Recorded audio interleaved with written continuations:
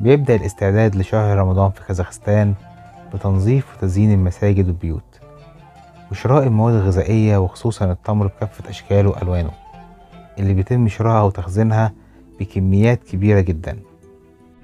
وكمان بيتم ذبح المواشي زي عيد الأضحى بالظبط وتوزيعها على المحتاجين.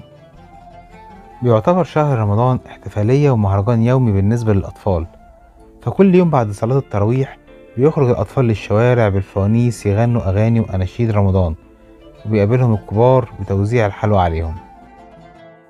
وبيزيد اجتهاد الشعب الكازاخي في العبادة خلال الشهر الفضيل جدا، فأغلب الأسر بتخرج لصلاة التراويح كاملة، وبيتم التواجد في المساجد لحد وقت السحور، وبعد الفجر بيناموا عدد ساعات بسيطة جدا لحد الصبح.